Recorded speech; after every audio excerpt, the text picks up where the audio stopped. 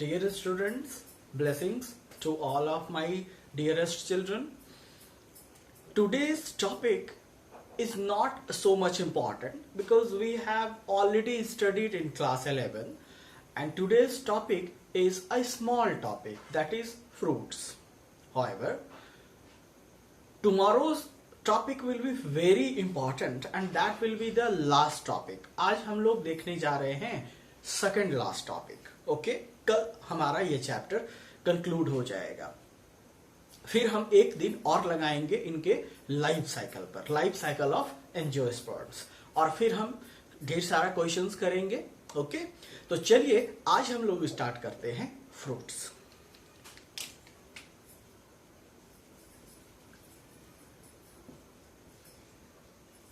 Fruits.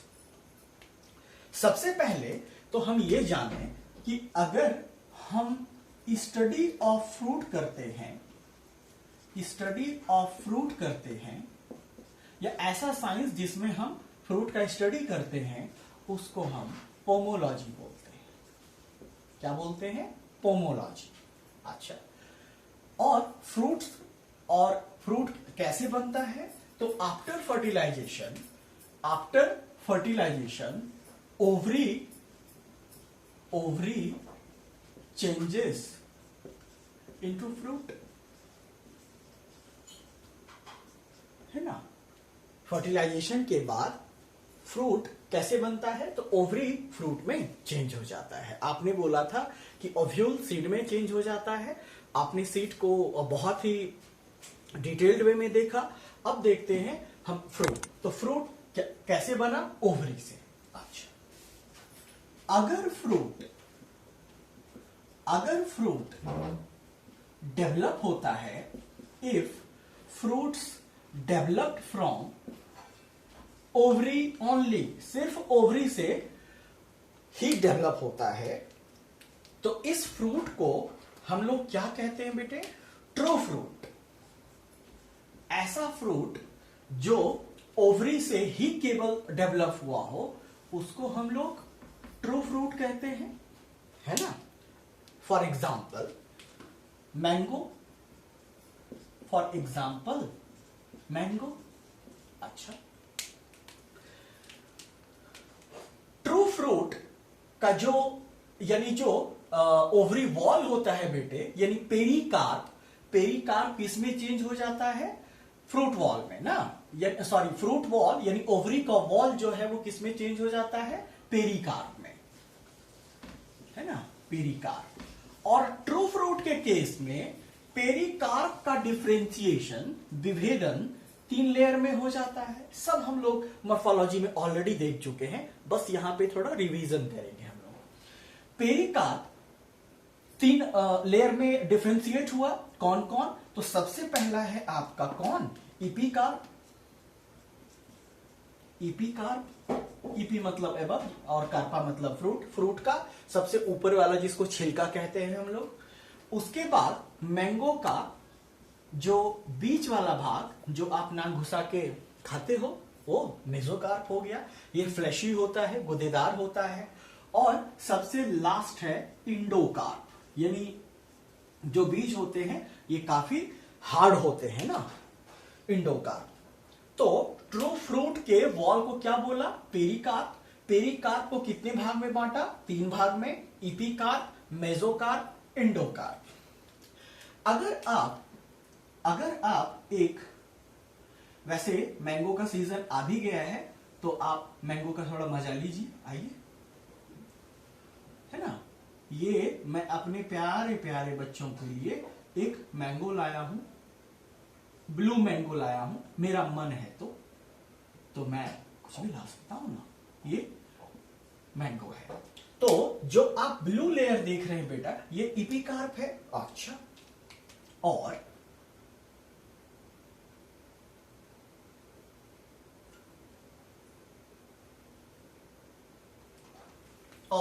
जो बीच वाला part हम लोग देख रहे हैं, ये फ्लेशी पार्ट है, गुदा वाला पार्ट है, यानी ये क्या है बेटे? मेसोकार्प.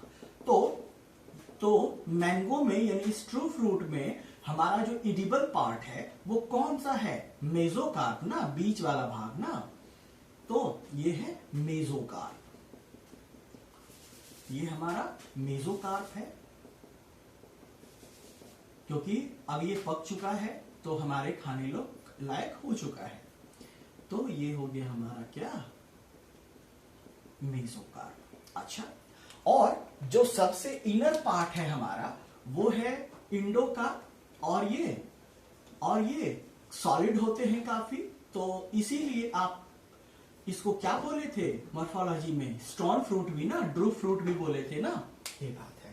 तो ये हमारा क्या है बच्चा मेरा? इपिकार्प। और ये कौन सा पार्ट है? मेसोकार्प। मेसो मतलब मिडल, कार्पा मतलब फ्रूट, फ्रूट का मिडल वाला भाग। और जो सबसे लास्ट वाला भाग है इसको हम लोग क्या कहते हैं? इंडोकार्प। और हम लोग खाते क्या है इसके? मैंगो के केस में मेसोकार्प। ओके, तो ये था ट्रू फ्रूट। अच्छा, कई ऐसे फ्रूट होते हैं जो फ्रूट्स डेवलप फ्रॉम ओवरी के साथ साथ, from ovary along with other floral parts,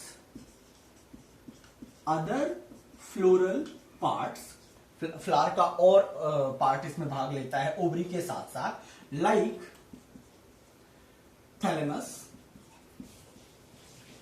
thalamus, calyx, Corolla etcetera. तो ऐसे फ्रूट जो ओवरी के साथ साथ, ये केवल ओवरी से डेवलप हुआ तो ट्रू फ्रूट बोला, लेकिन ऐसा फ्रूट जो ओवरी के साथ साथ फ्लावर के और पार्ट भी सहायता करे उसको, जैसे थैलेमस, कैलिक्स, कोरोला, तो ऐसे फ्रूट को हम लोग फॉल्स फ्रूट बोलते हैं। ऐसे फ्रूट को हम लोग फॉल्स फ्रूट कहते हैं। फॉर एग्जाम्पल एप्पल है ना, एप्पल को फॉल्स फ्रूट क्यों कहते हैं बेटे? क्योंकि एप्पल फ्रूट का फॉर्मेशन केवल ओवरी से नहीं होता है। क्यों सर? क्योंकि इसमें कौन भाग लेता है? मेनली थैलेमस भाग लेता है ना। अगर आप एक एप्पल का डायग्राम बनाना चाहते हैं तो बना लीजिए।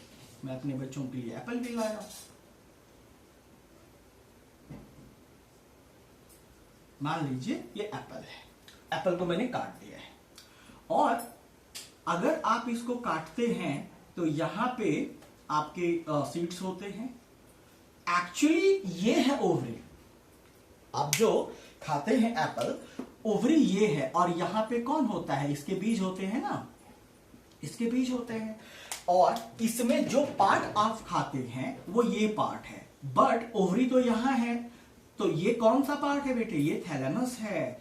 तो एप्पल में हम कौन सा पार्ट खाते हैं? थैलेमस खाते हैं। यानी तो फॉल्स फ्रूट में हम यहां पे है ना, ये थैलेमस है ना। तो ये थे टाइप्स ऑफ फ्रूट। अब हम लोग देखते हैं क्लासिफिकेशन ऑफ फ्रूट। ओके, तो दो टाइप के फ्रूट हुए। एक जो ओवरी से डेवलप हुआ, ट्रू फ्रूट। ट्रू फ्रूट के वॉल को क्या बोला? पेरिकार्प, है ना। पेरी मतलब सराउंडिंग, चारों ओर, कार्पा मतलब फ्रूट। तो फ्रूट के जो चारों ओर वॉल है उसको क्या बोल दिया? पेरिकार्प या फ्रूट वॉल बोलिए। इसका डिफरेंशिएशन कितने भाग में हुआ? 3 भाग में। इपिकार्प, ये मैंगो का सबसे बाहर वाला ब्लू वाला भाग। मेसोकार्प, जो मैंने रेड में बनाया है।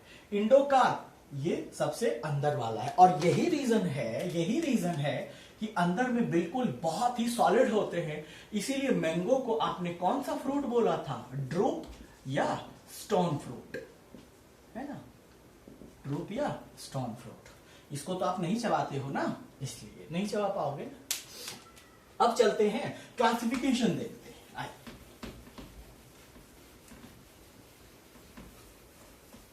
हम लोग क्लासिफिकेशन भी क्लास 11 के मॉर्फोलॉजी में देख चुके हैं। But as I promised you initially, when we were to start this chapter, I promised to all of you that whenever it will be needed, I will revise the part of 11th as well. तो अब हम लोग classification देखते हैं. Classification of fruit. Fruit का वर्गीकरण देखते हैं हम लोग. सब पढ़ा हुआ है आप लोग. हम लोगों ने फ्रूट को 3 भाग में बांटा. सबसे पहला है सिंपल फ्रूट,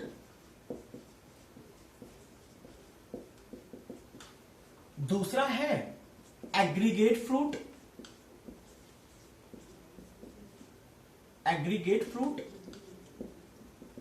और तीसरा है कंपोजिट फ्रूट.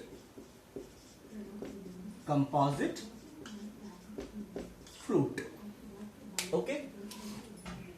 अब सिंपल फ्रूट को हम लोग 2 भाग में बांटते हैं.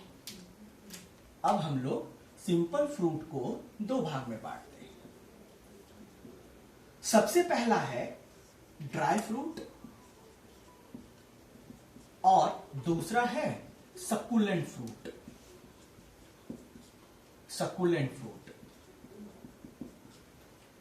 अब ड्राई फ्रूट को हम लोग फिर से 3 भाग में बांटते हैं. कौन कौन?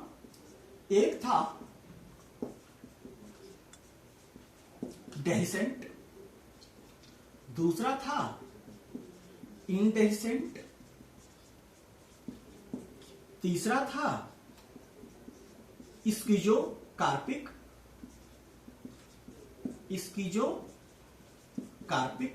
फ्रूट. यानी सिंपल फ्रूट को आपने 2 भाग में बांटा. अभी सबका हम लोग डेफिनेशन ले रहे हैं. तो सिंपल फ्रूट किसको बोलते हैं बेटा? ऐसा फ्रूट जो डेवलप होता हो. It develops from single carpel of single flower. अगर एक अकेला फ्लावर का एक अकेला पिस्टिल से फ्रूट का फॉर्मेशन होता हो तो ऐसे फ्रूट को क्या बोलते हैं बच्चों? सिंपल फ्रूट, है ना. अच्छा. एग्रीगेट फ्रूट, ऐसा फ्रूट जो डेवलप होता हो, डेवलप्स फ्रॉम मेनी कार्पेल्स या पिस्टल्स ऑफ सिंगल फ्लावर.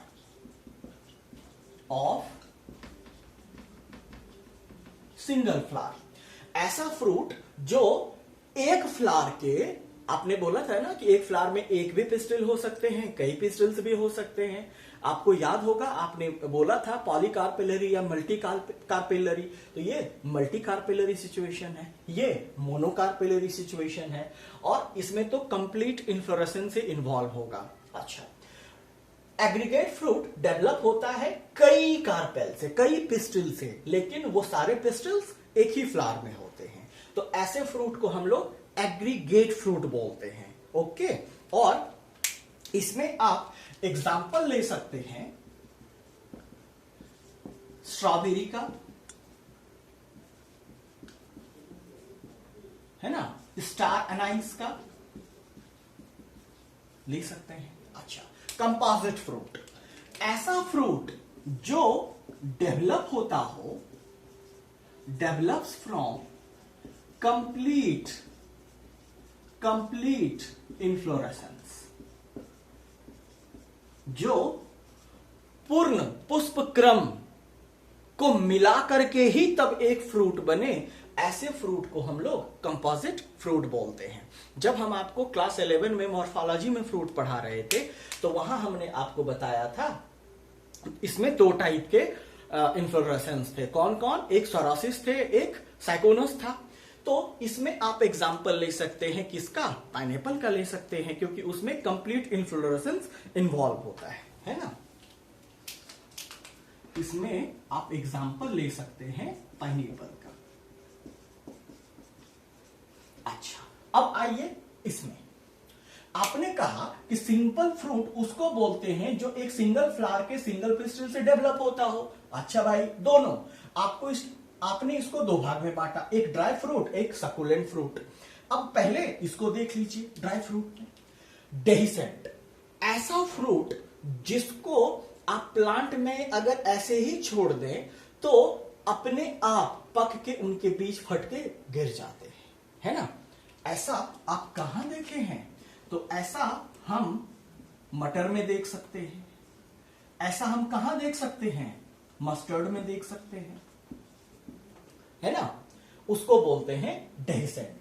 तो इसको हम क्या बोल सकते हैं बेटे? सिंपल ड्राई डेहिसेंट फ्रूट, है ना। अब देखते हैं सिंपल ड्राई इनडेहिसेंट फ्रूट, यानी ऐसा फ्रूट जिसको कि आप प्लांट में छोड़ देंगे तो अपने आप बिल्कुल नहीं गिरेगा, आपको उनसे सीड निकालना पड़ेगा, है ना। तो इसमें आप ले सकते हैं एग्जाम्पल व्हीट का, मेज का, ओके। अब स्कीजोकार्पिक, यानी ऐसा फ्रूट जो गिरता हो तो एक बॉक्स में गिरता हो। एग्जाम्पल आप ले सकते हैं कोरिएंडर का, धनिया का, है ना।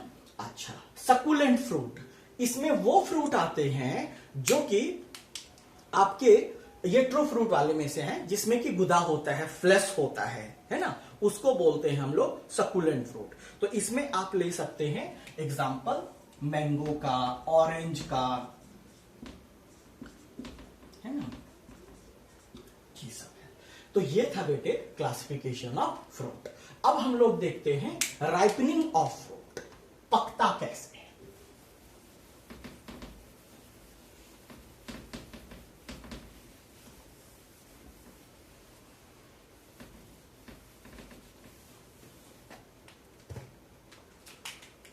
अब हम लोग देखते हैं राइपनिंग ऑफ फ्रूट। जब फ्रूट राइपन होने लगता है, पकने लगता है, तो इसमें कई मेटाबॉलिक चेंजेस होते हैं। जैसे जब राइपनिंग ऑफ फ्रूट होता है तो यहां पे मेनी मेटाबॉलिक एक्टिविटीज होते हैं। जैसे आइए देखें क्या क्या होता है। जैसे कि आप देखते हैं बेटे कि शुरू में कोई फ्रूट होता है, से मैंगो ही कह लो या टोमेटो, कुछ भी कह लो, तो स्टार्टिंग में क्या होता है? ग्रीन होता है। तो ग्रीन होता है, इसका मतलब उसमें क्या है? क्लोरोप्लास्ट है ना, क्लोरोप्लास्ट है। तो और जब पकता है तो कैसा हो जाता है? कई जो है ऑरेंज कलर का हो सकता है, रेड कलर का हो सकता है, नहीं। तो इसका मतलब कि क्लोरोप्लास्ट चेंजेस इनटू क्रोमोप्लास्ट, नहीं, क्रोमो मतलब कलर्ड। अच्छा भाई, उसके बाद जब फ्रूट पकने लग जाता है तो जो रेस्पिरेशन का रेट होता है बेटे, जो रेस्पिरेशन का रेट होता है वो काफी बढ़ जाता है। अच्छा, क्योंकि एनर्जी चाहिए होता है। अच्छा, और क्या होता है? इनके फ्रूट के अंदर जो पैक्टिन होता है उनका जो लेवल है वो बढ़ने लग जाता है। और इनके अंदर का जो फ्लैश होता है, गुदा जिसको बोलते हो, वो क्या हो जाता है? सॉफ्ट ना, फ्लैश गेट्स सॉफ्ट। क्योंकि जब आप मैंगो का ही एग्जांपल लें, जब वो कच्चा होता है तो सॉलिड होता है ना काफी, लेकिन जब पक जाता है तो आप दबा के देखते हो, ओ पक गया, इसका मतलब उनका फ्लैश क्या हो गया? सॉफ्ट हो गया। क्यों भैया? क्योंकि उसके अंदर का पैक्टिन क्या हो गया? इंक्रीज हो गया। अच्छा, इनके अंदर जो स्टार्च थे वो अब चेंज होने लग गया, किसमें? शुगर में। फल मीठा चाहिए ना आपको, तो फिर स्टार्च जो है किसमें बदलने लग गया? शुगर में बदलने लग गया, क्योंकि खट्टे फ्रूट तो आप खाना नहीं चाहोगे। ओके, अच्छा।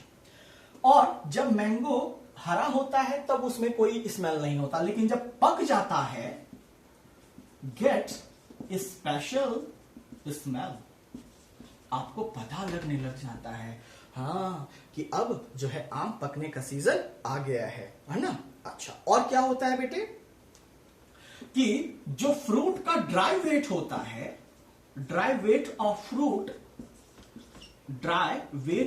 फ्रूट घटने लग जाता है ना। कच्चा मैंगो जो होगा वो ज्यादा भारी होगा और जो पका होगा वो क्या होगा, सॉरी, ड्राई वेट जो है फ्रूट का वो घटने लग जाता है। अच्छा, नाउ अब लास्ट बात हम लोग ये देखते हैं कि जो राइपनिंग ऑफ फ्रूट है इसको हम लोग आर्टिफिशियली भी इंड्यूस कर सकते हैं। तब भी बताया था आपको, क्या स्प्रे करके, इथिलीन का स्प्रे करके नहीं। तो जो आर्टिफिशियल राइपनिंग होता है, जो मनुष्यों द्वारा कृत्रिम रूप से किया जाता है, उसमें कौन भाग लेता है, इथिलीन, है ना। एब्सिसिक एसिड भी लेता है बट मेनली एथिलीन होता है। तो ये थे बेटे हमारा राइपनिंग ऑफ फ्रूट। अब एक छोटा सा टॉपिक और बचा है, वो भी देख लेते हैं।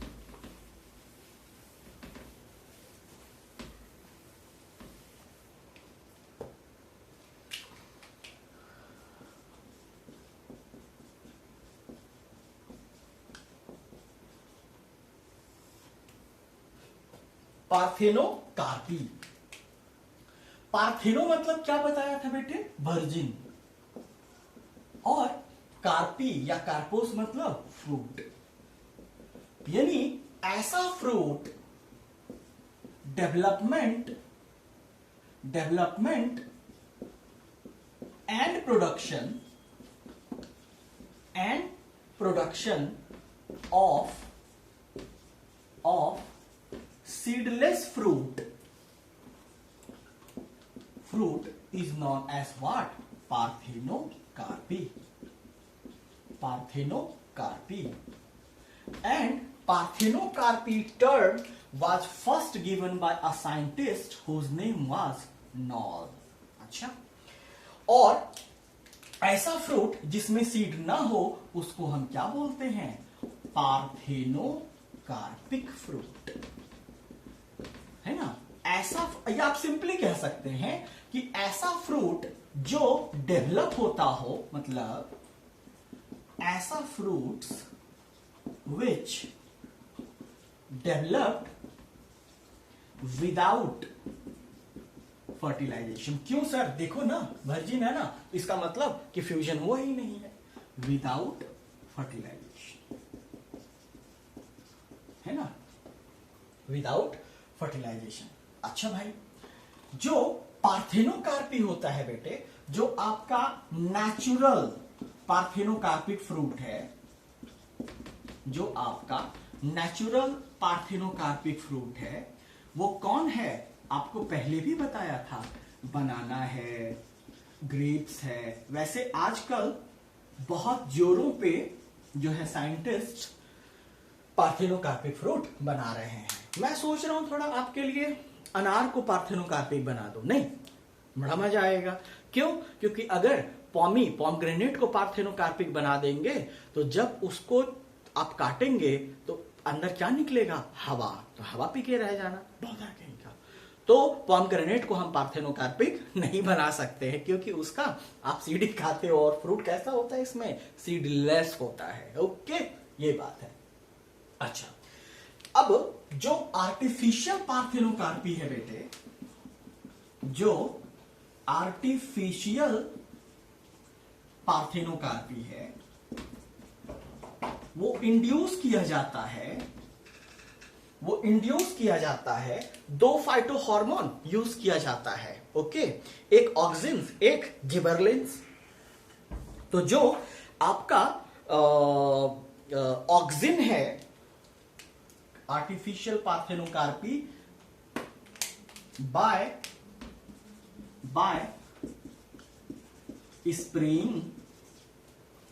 स्प्रेइंग दो हार्मोन, फाइटो हार्मोन, एक ऑक्सिन और दूसरा जिबरलिंस।